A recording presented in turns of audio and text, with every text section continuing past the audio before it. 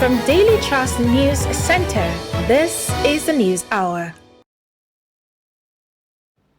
On News Hour tonight, Independent National Electoral Commission says no going back on BVAS and electronic transmission of results. Central Bank of Nigeria introduces new Naira notes December 15th. Kaduna community seeks government intervention to end land dispute with the military. On the foreign scene, Ebola infects 6 school kids in Uganda as contagion fear grows. Hello and a warm welcome to Trust TV News Hour. I am Ayinde Shuaga.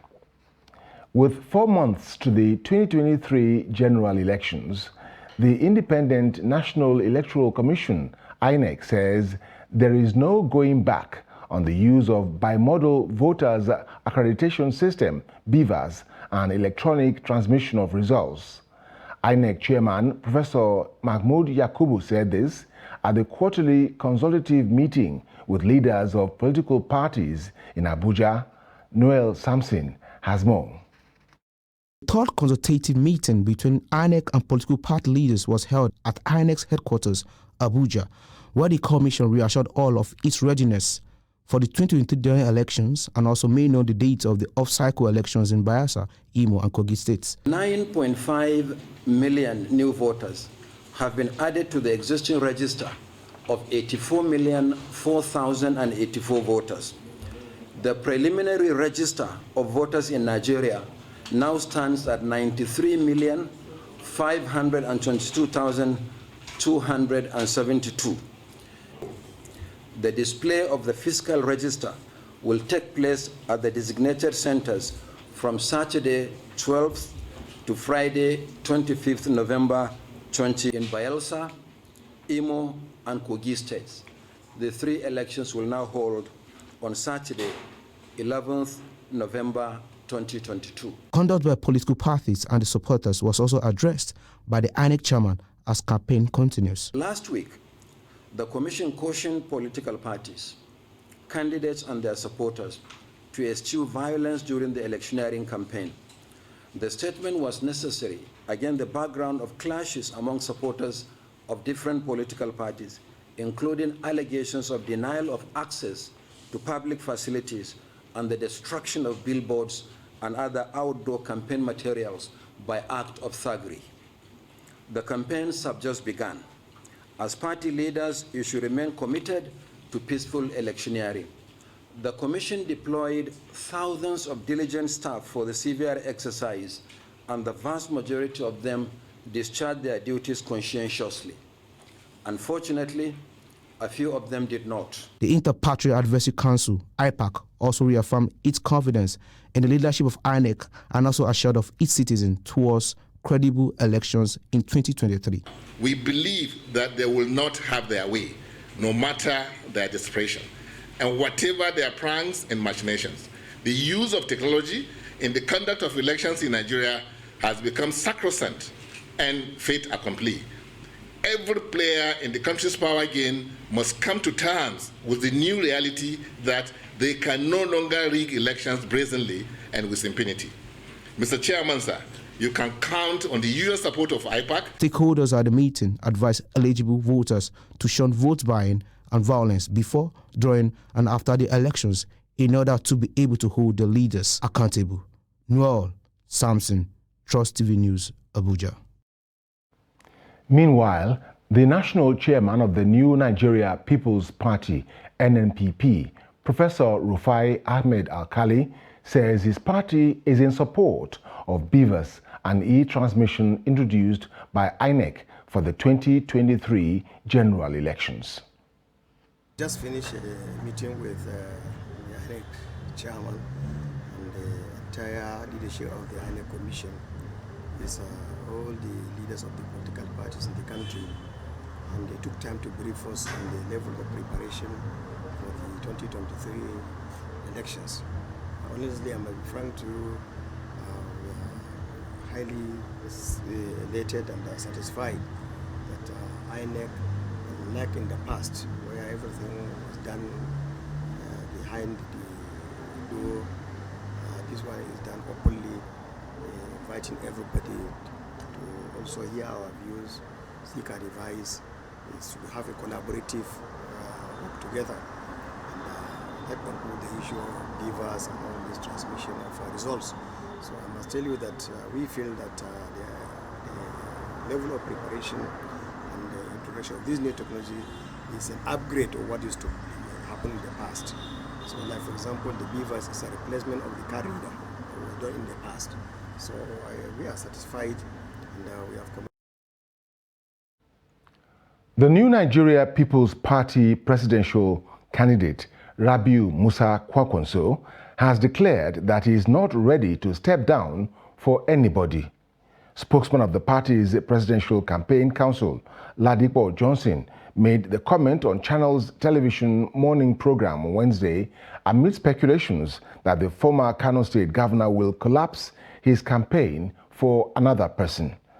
Johnson said there were no merger talks at any level at the moment with any of the parties or any of the candidates.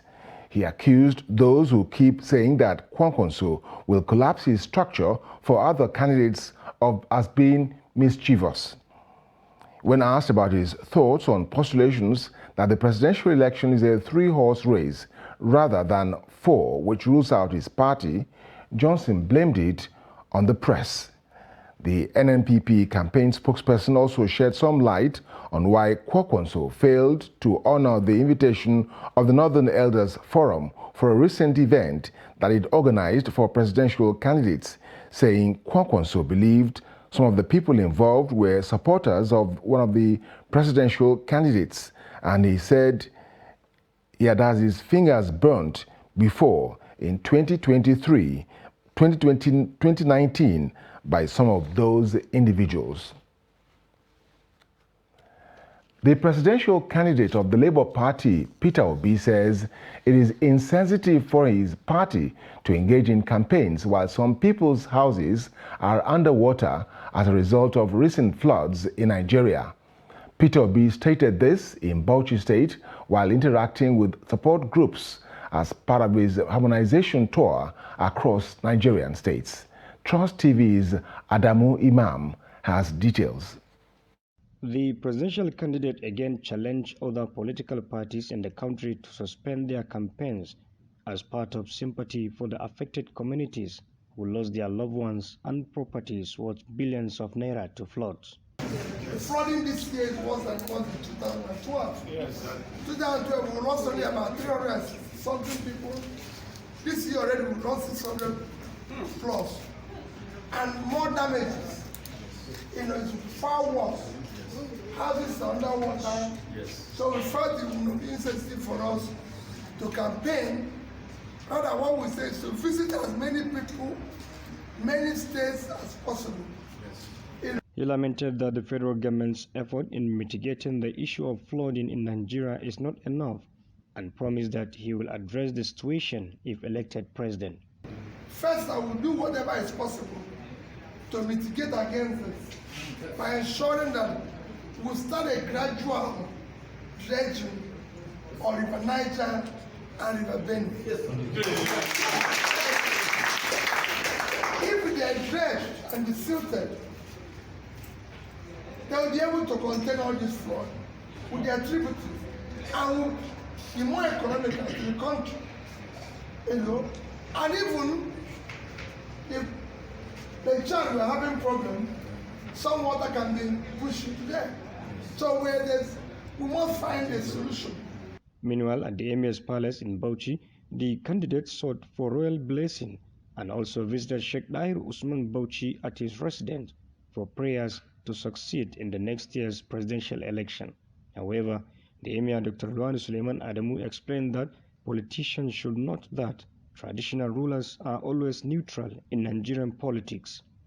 The evidence is clear that democracy is our reverse process for acquiring legitimacy and governance in our country. As we embark on another round of election, one major concern is that of the maintenance of peace, law, and order. as a stakeholder in the process, it is necessary that you provide leadership in maintaining law and order among your supporters so that the integrity of the process is preserved. Obi urges supporters to conduct themselves peacefully during campaigns. Adam Imam, Trust TV News, Bauchi.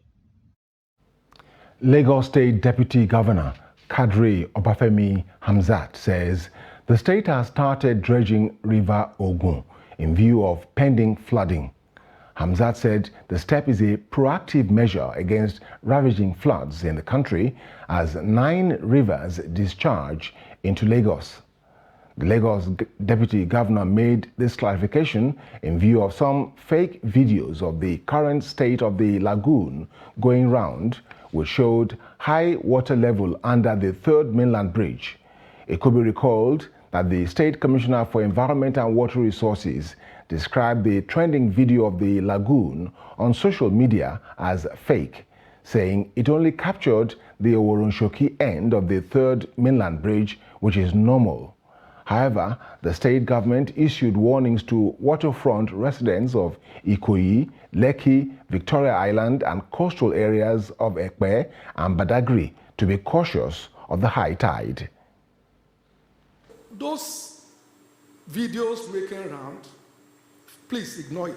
Lagos in the past 3 years has built 282 new canals.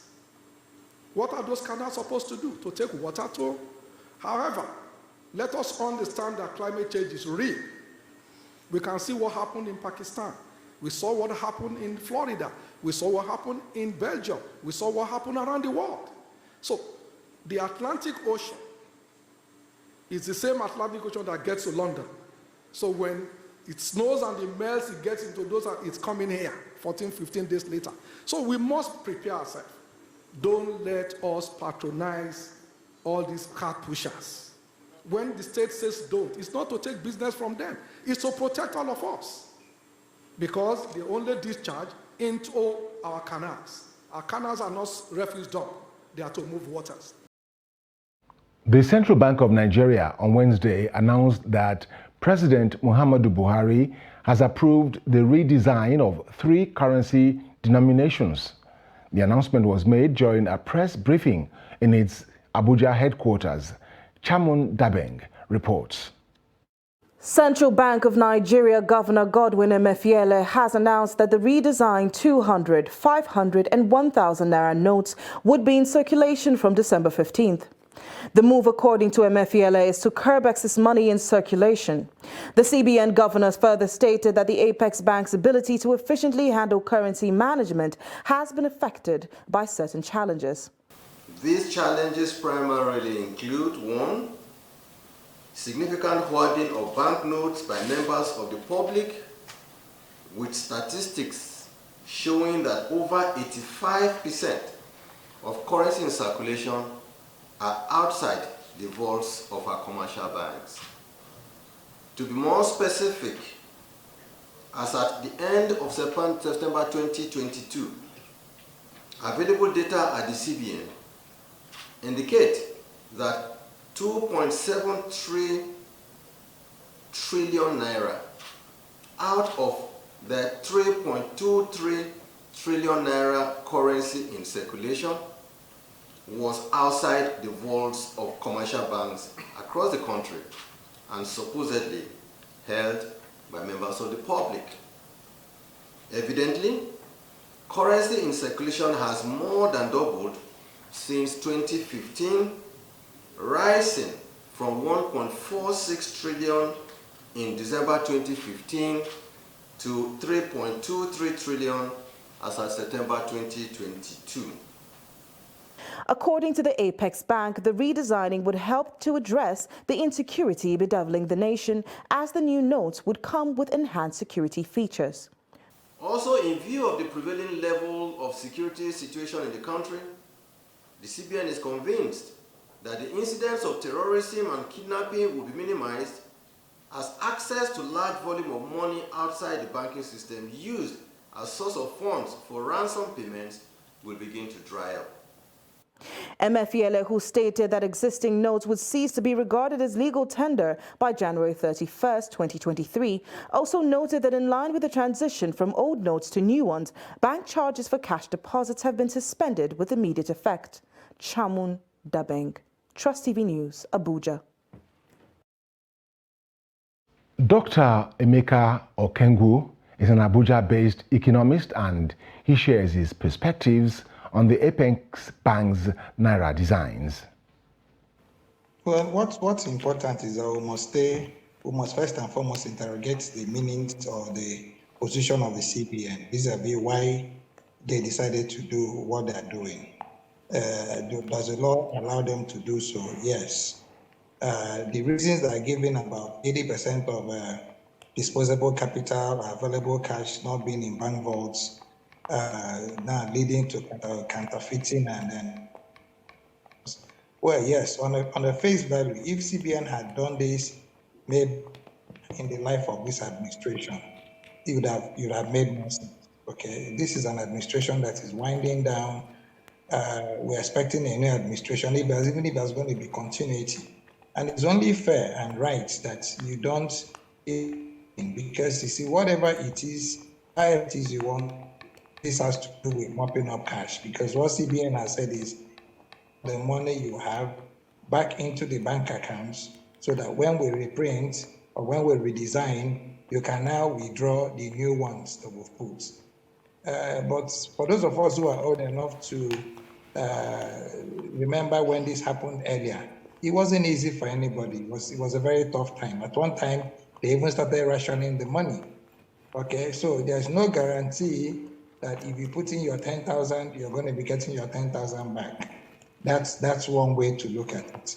The other way to look at it is that, for a country that is already strained, to extremes, maybe this is another way of CBN, force people to get into the digital banking that they just launched, because this is coming too close to both of the events. I think it was last week in Asaba that they launched the digital Naira wallets. And remember that when they launched it, it also ran into some headwinds.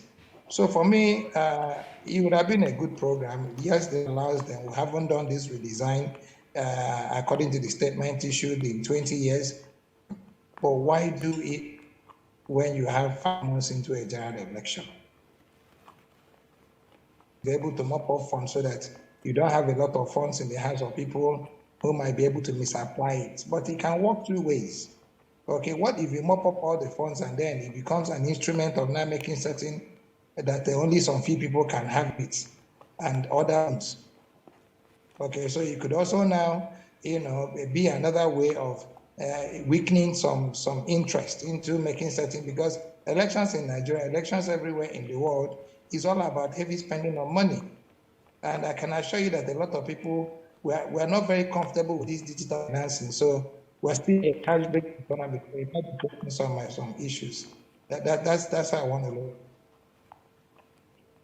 There are again two ways you want to look at it. It's like, looking at the cost of education vis-a-vis ignorance. If the CBN says 80% of the monies are not in bank vaults, if the CBN says a lot of these monies are counterfeited because of the new technologies we have now, then we'll have even a bigger crisis. So it's not even about the money it might be about the money you're going to be saving. Okay? If we need to spend so much to be able to save our currency, then I think it's good for everybody. The Economic and Financial Crimes Commission, EFCC, has applauded the move by the Central Bank of Nigeria to redesign and reissue higher denominations of the Nigerian currency, the Naira. CBN Governor Godwin Emefiele, at a press briefing on Wednesday, announced that the Apex Bank has obtained the approval of President Muhammadu Buhari to redesign and issue new 200 Naira, 500 Naira and 1,000 Naira notes.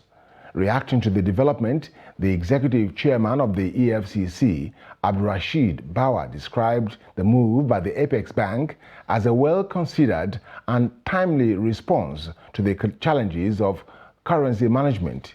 He called on operators in the Nigerian financial services sector, especially deposit money banks and bureau de change operators, to work within the guidelines provided by the Apex Bank to ensure the seamless withdrawal of the old currency.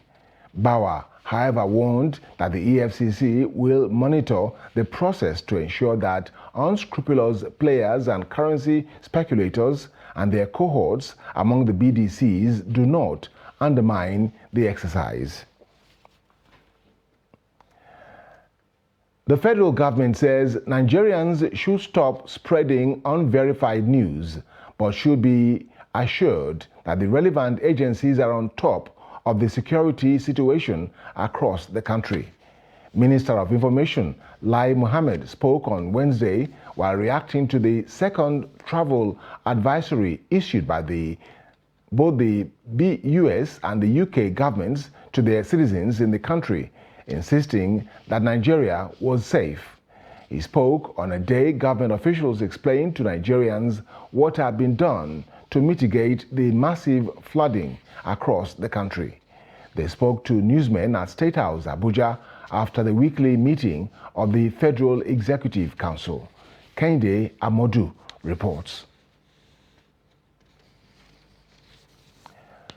We're sorry that story cannot come up immediately. The United States Department of State has granted authority to American citizens and embassy staff in Abuja to depart over imminent terrorist attacks. In a notice, the U.S. Department of State pledged to provide routine and emergency services to U.S. citizens in Nigeria. It advised them to keep a low profile and take advantage of commercial transportation options if they wish to depart Nigeria. The department further urged American citizens who are out of Nigeria to reconsider travel to Nigeria due to crime, terrorism, civil unrest, kidnapping, and maritime crime, as some areas have increased risk. However, Minister of Information and Culture Lai Mohammed dismissed the terror alerts by the U.S., saying Nigeria is safer than in May 2015 when President Muhammadu Buhari came into office.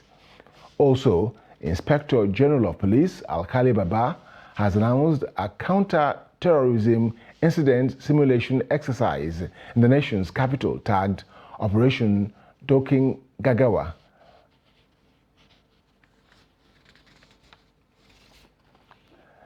The Economic and Financial Crimes Commission, EFCC, on Wednesday rearranged suspended Accountant General of the Federation, Ahmed Idris, and 3 others over alleged 109.5 billion naira fraud in an FCT High Court, Maitama. Other defendants are Olusegun Akindele, Mohammed Usman, and Gezawa Commodity Market and Exchange Limited. They were first arraigned on July 22 before a vacation judge, Justice Adeyemi Ajayi, on a 13-count charge bordering on misappropriation to the tune of 109.5 billion naira. However, upon resumption of the court, the case was transferred to Justice Yusuf Halilu. They all pleaded not guilty to the charge preferred against them by EFCC.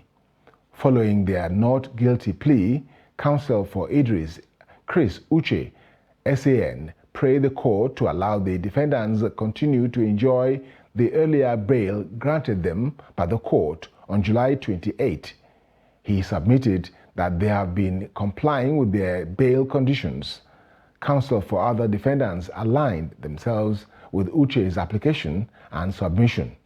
The EFCC counsel, Oluwaleke Atolagbe, did not object to the application.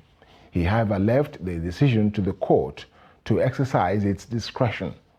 Ruling on the application, Justice Halilu held that bail is a constitutional right of a defendant. He, however, directed that defendants submit their passports to the court's registrar. The judge added that if the documents are with the prosecution, it should pass same to the registrar. Justice Halilu adjourned the case until November 23 for hearing.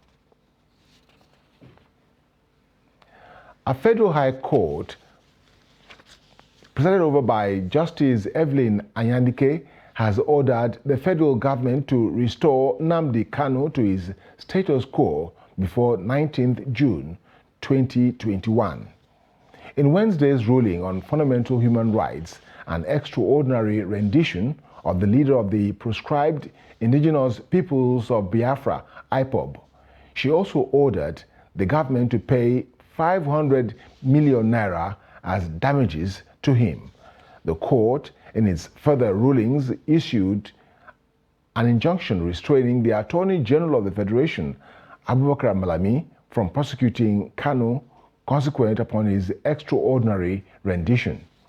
Kanu had in March this year filed a suit through his special counsel, Aloy Ejimako, to enforce his fundamental rights, stemming from what Ejimako had termed his extraordinary rendition from Kenya in June last year. In its judgment, the court dismissed the federal government's objections to its jurisdiction and upheld all the reliefs sought by Kanu. The embattled leader of the Indigenous People of Biafra, IPOB, Nnamdi Kanu, has commenced a fundamental rights action before the Federal High Court in Abuja to demand payment of 100 billion naira as a reparation for the gross violation of his rights to liberty and dignity of human persons by the federal government. According to a statement by his legal team led by Chief Mike Ozekome, the IPOB leader is also seeking an immediate release from the unlawful facility of the Department of State Services, DSS. The team said the action was predicated upon the continued grandstanding of the federal government to implement the judgment of the Court of Appeal delivered on the 13th of October 2022, which in effect discharged Nnamdi Kanu.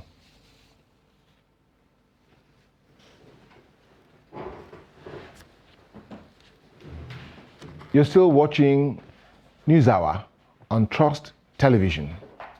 Coming up after the break, how Nigerians cope with the harsh economic conditions.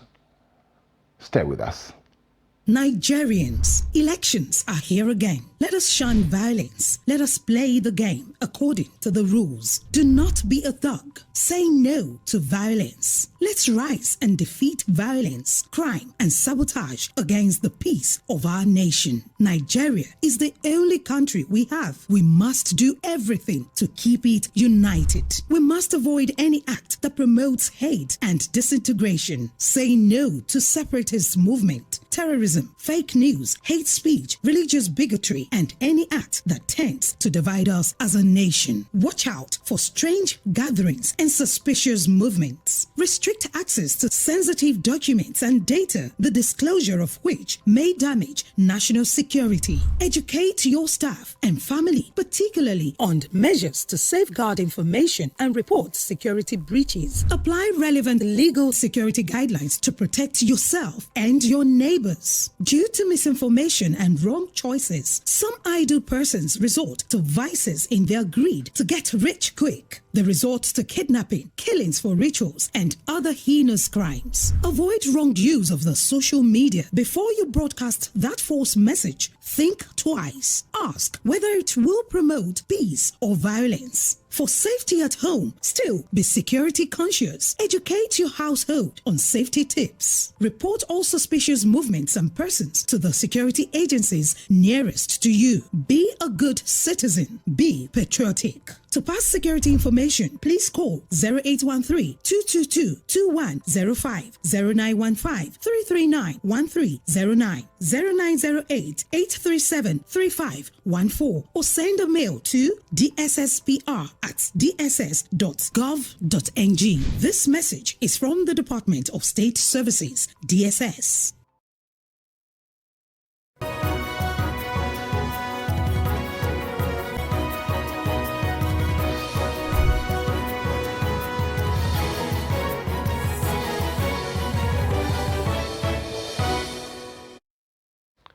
Welcome back. If you're just joining us. This is NewsHour on Trust TV. A recap of our stories, our top stories. Independent National Electoral Commission says no going back on BVAS and electronic transmission of results. And Central Bank of Nigeria introduces new Naira notes December 15th. Moving to other stories, land dispute between residents of Nguwan Kano and Barakallahu in Igabi local government area of Kaduna State and Nigeria Air Force continues to linger. The community wants government to intervene to bring the dispute to an end. The residents had protested demolition of their houses and alleged molestation by the Nigerian Air Force at the community on Saturday. Bello Musa was at the community and filed this report. The dispute between the community and the Nigerian Air Force has been lingering for a long time. According to the residents, soldiers from the Nigerian Air Force at the weekend stormed the community and started demolishing their houses. Anjuma Adamu and other residents of the area speak on the incident. I was coming from the farm only to meet armed soldiers on reaching the community, demolishing houses. When they were leaving, our women stopped them, protesting against the demolition. All of a sudden, there was rancor, and I was shot in the leg, so also my son. They went away with my two young people, male and female.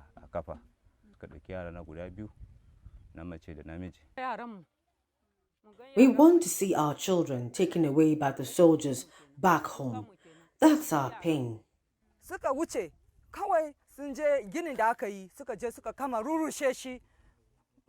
We are widows, we have children, and this is the only place we know. Our forefathers lived here.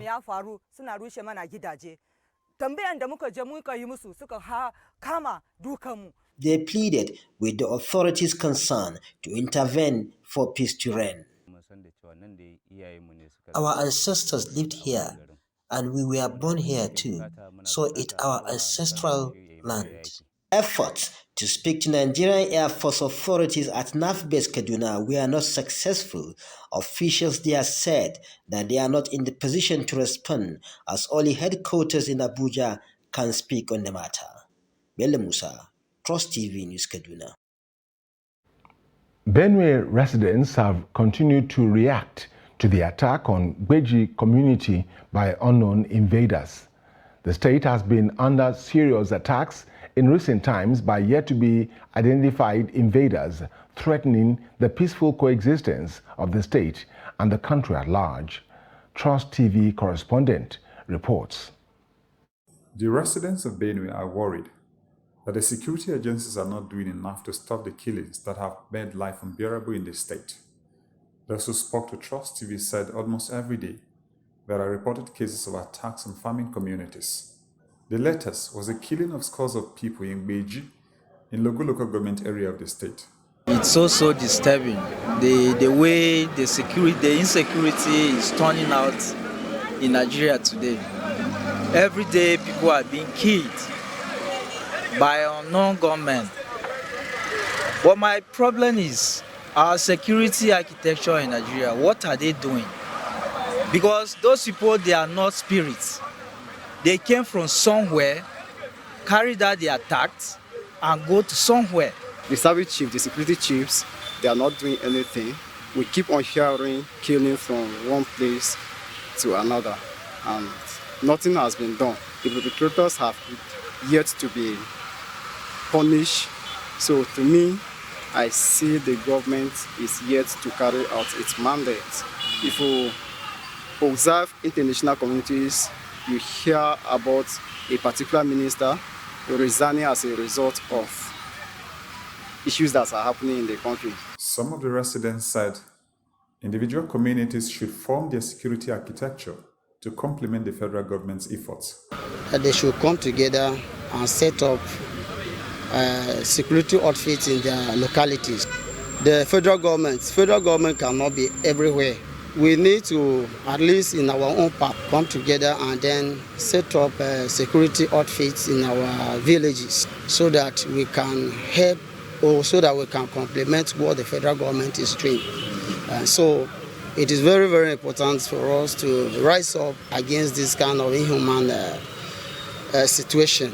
Recently, the Benue State Governor Samuel Otom instituted the local community volunteer guard to complement the role of the regular security agencies.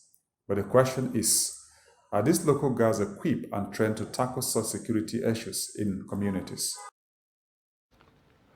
The Jigawa State Police Command has paraded 9 suspects alleged to have been involved in kidnapping, armed robbery, and drug dealing. The suspects were arrested at different locations in the state through tips and surveillance by the police. The suspected kidnappers arrested are 22-year-old Mansour Abdullahi, 30-year-old Adamu Ali, 42-year-old Abdulkadir Al-Hassan, and Mohammed Bello, aged 50 years. The exhibits recovered from them include 1 AK-49 rifle and 1 magazine, 3 cut-to-size locally made guns, a motor vehicle Honda Civic, 10.5 bags of Indian hemp, and 1 brand new Cassia motorcycle. The State Commissioner of Police, Effium Emmanuel, said the suspects were among the kidnappers terrorizing Taura, Kaugama, Ringim, and some parts of Kano State. The Commissioner calls on the entire people of the state to continue to partner with the police in the fight against crime. He said the State Command will not relent in its oars of protecting the lives and properties of the good people of Jigawa State. The Oyo State Police Command has paraded 3 teenagers for alleged gang rape and recording of the process on phone to blackmail the victim. The command also paraded other suspects for alleged kidnapping, job racketeering, armed robbery, diversion of goods, and other crimes. Briefing newsmen at the force headquarters, Eleyele, Ibadan. Police spokesman for the command, Adewale Oshifeso, revealed that the suspects were apprehended following intelligence-driven and community-led policing. Oshifeso called on the public to tarnish security agencies with reliable information that could lead to the arrest of criminally minded individuals, with a promise to ensure that the citizenry can go about their lawful duties without fear of intimidation and oppression. The police spokesman said items recovered from the suspects include cash, motorcycles, cars, and ammunition. In a bid to salvage what she sensed was getting out of hand, she innocently asked Peter, Joshua's friend, to prevail on the situation.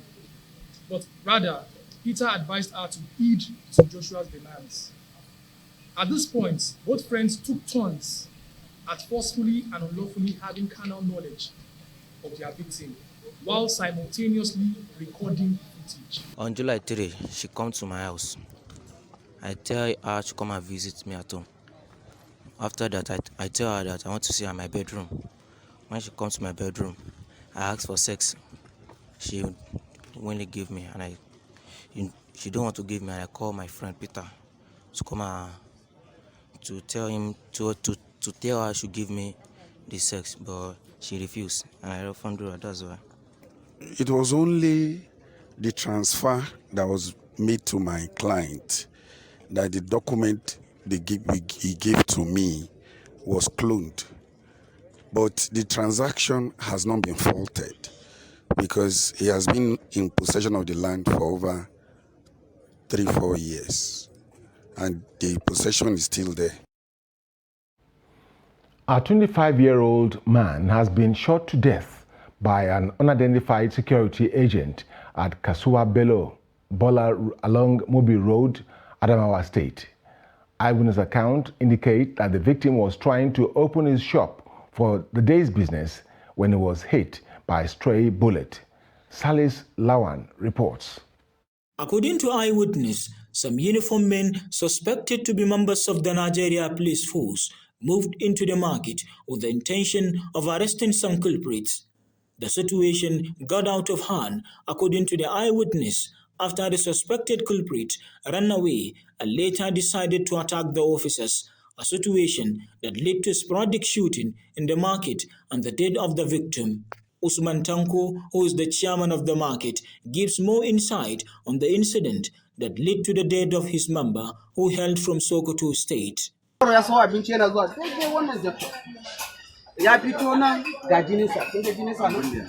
was just called that one of my members was shot to death. It is not a normal day for us. This shop we are standing in front of belongs to him. As a result of what happened that led to the death of the victim, who was hailed from Sokoto State.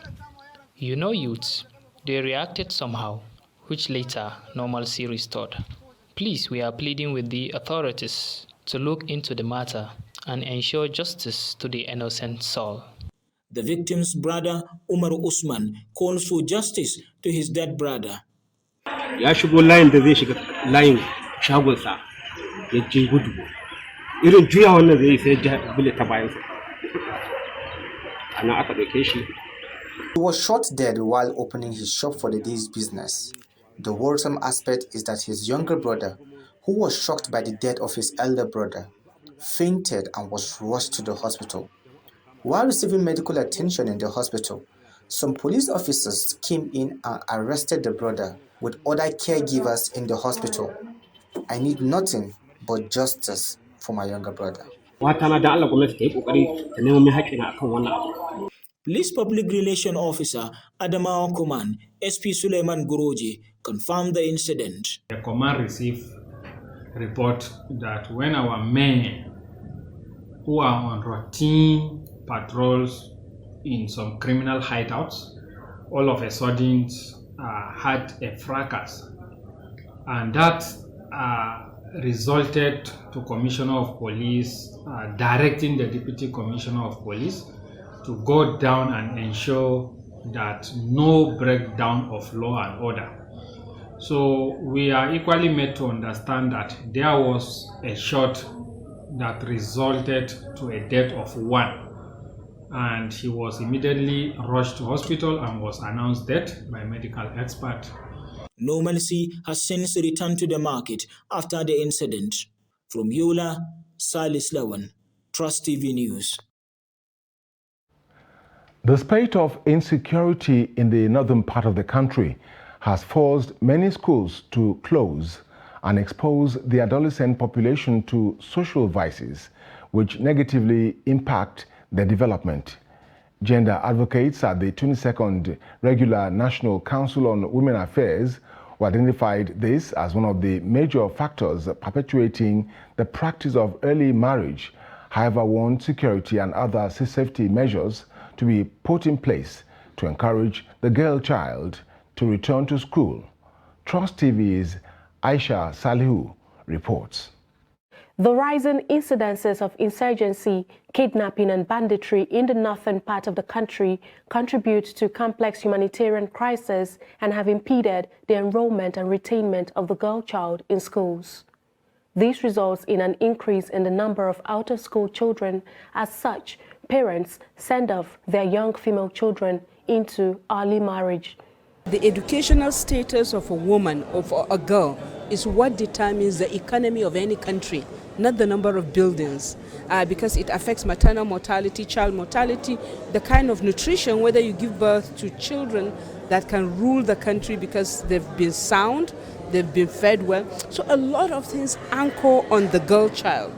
And that girl child is also anchored on the level of her education. Until we have security and safety for schools of children, for children, it's going to be like almost the country is just going to go on a roller coaster. Whatever we're doing, we had to ensure the security and well-being of these children because we don't want to lose them, to child marriage or, dropouts and so on, because we're also battling to see that, we keep our children in school. Maybe one of those is fencing schools, having security guards, people that are looking out to see what is happening, even communities themselves. This menace calls for the need for collaborative efforts on the part of traditional, religious, security institutions and community levels towards ensuring the provision of an enabling and safe environment for schools. The Development Research and Project Center, under the Partnership for Advancing Women Economic Development, initiated a program to cater for education in emergencies. The traditional institution, they hold a strong voice. They're bridging gap between the parent, the community, government, and the service providers in ensuring they change the negative norms and perception, enroll more girl child into school, ensure convolution, transition to others so that we can bridge gap in the issue of human resource for health, girl child, human resource for health, and human resource for education. We taught our pupil, the student, how to safeguard themselves whenever there is an attack. We tell them the early warning strategies for them to be alerted on their way going to school or on their way coming back to home, or even when they are in the school. How can they prevent themselves? Stakeholders say advancing girl child education is one of the best solutions to reverse the trend of rural poverty and create improved maternal health, among others. Aisha Salihu, Trust TV News, Abuja. You're still watching NewsHour on Trust TV. The news will continue shortly.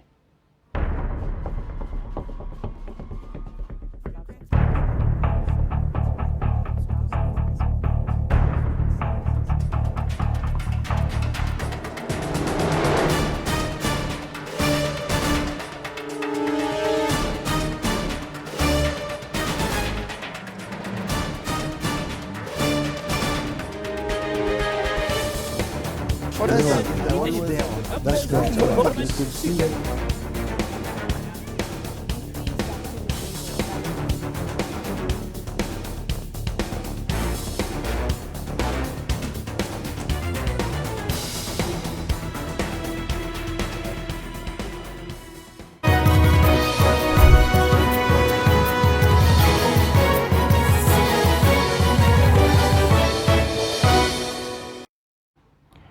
Welcome back.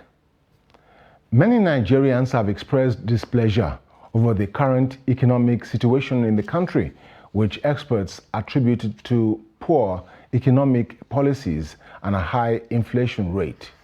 The inflation rate, which has pushed the prices of commodities in the market extra high, made it difficult for some Nigerians to cope.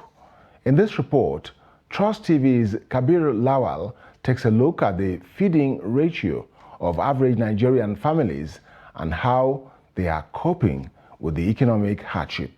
The report. The ugly sight of masses toiling under excruciating economic conditions and the rate at which poverty has eaten deep into the country is not only frightening but also heartbreaking.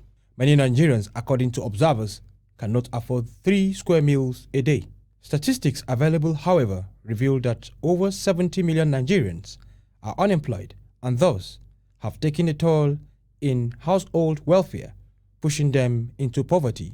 The story is not different in the Federal Capital Territory, as prices of food items have gone up, making it difficult for an average Nigerian to feed. If you enter the market right now, something you can buy before, you can buy it like 15 naira. Now they'll be telling you 300, 500 and all that.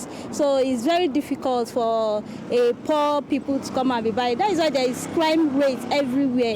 You see people stealing. More worrisome is that some families that spoke with Trust Television News said they sometimes sent their children street hawking instead of going to school to be able to put something on the table. No, we are on patient 101 now. Okay, because we have one in the morning, and that one in the morning will come from 11 or 11:30. By 12, you finish it up. Then from 12 till 7:30, you take the last one, and that will take you till the next morning again. When you wake up in the morning after brushing, you go out for a hustle again till 12 o'clock again. So that's why it's Operation 101. Food vendors also said prices of food commodities have gone up beyond the reach of the common man. The market price is very, very high.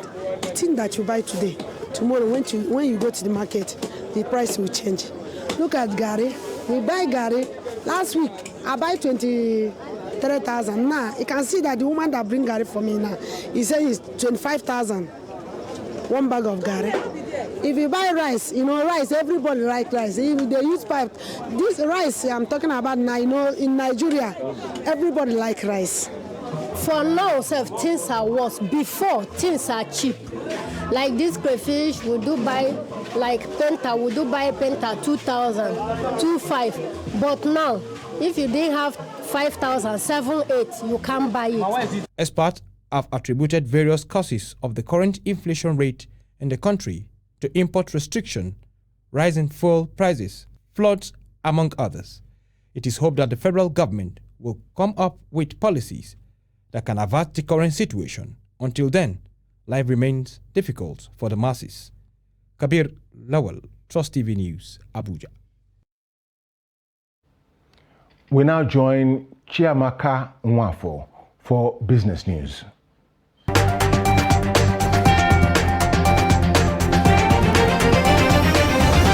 The Federal Inland Revenue Service, FIRS, has commenced the deduction of taxes at transaction points from online gaming transactions using the Sentinel National Payments Gateway and Electronic Solution. In a public notice signed by its executive chairman, Mohammed Nami, the service directed full compliance by the online gaming community. The chairman explained that the Sentinel National Payment Gateway was a transaction processing system that enables integrated payment services providers to deduct taxes at the point of transaction and immediately remit the tax deducted to the government's treasury. The FIRS also noted that all operators offering online gaming services in Nigeria were required to connect to the Sentinel National Payment Gateway, deduct tax from online gaming transactions, and remit same directly to the relevant government treasury not later than the 31st of December 2022. The notice stated that though it was not mandatory for online gaming operators offering online gaming services from outside Nigeria to be incorporated in Nigeria, they are compelled by extant tax laws to connect to the Sentinel National Payment Gateway for the purposes of deducting tax from the gaming transactions of players in Nigeria and remitting same directly to the government purse. Finally, in stock market activities on the floor of the Nigerian stock, Wednesday remained upbeat for the fifth consecutive session as the all-share index rose further by 0.16% to settle at 44,859.83 points. The market capitalization grew by 39 billion naira to close at 24.434 trillion naira from 24.395 trillion naira recorded in the previous session. Market breadth closed negative as 11 stocks gained against 17 that declined in their share prices. The aggregate volume and value of traded stocks settled at 90.518 million units and 3.367 billion naira in 3,144 deals. And that's it on business news. I am Chiamaka Nwafo.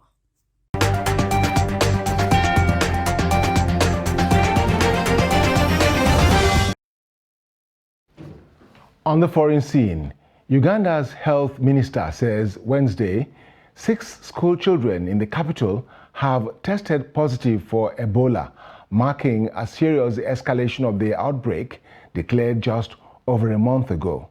The children, who attend 3 different schools in Kampala, are among at least 15 people in the city confirmed to have been infected with Ebola.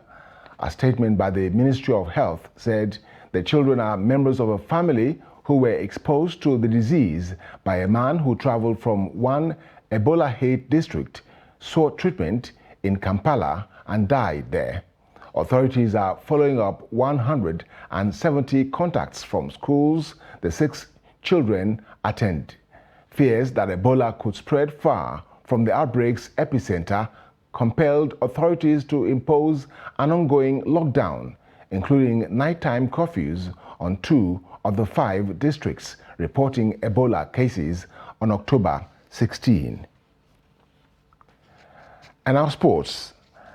Nigeria's Flamingos missed the chance to qualify for a first-ever final at the Under-17 World Cup level after losing on penalties to Colombia in Wednesday's semi-finals in India, with both teams failing to score after 90 minutes of football.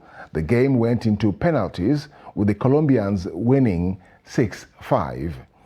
Omamuzo Edafe, who netted the winner against USA, had the opportunity to replicate the feat again when she stepped up to take the decisive kick to make it 5-4 after the Colombians missed their third kick. It was not to be, as our effort came off the foot of the post. The shootout then went into sudden death, and with Colombia ahead 6-5, Comfort Folorunsho saw her attempt parried away by the opponent's keeper. Flamingos will now meet either Germany or Spain in the third place playoff billed for Sunday, 30th October. And with that, we have come to the end of Trust TV News Hour. Don't forget to follow us across all our social media platforms. I'm Ayinde Shuaga, thanking you for watching.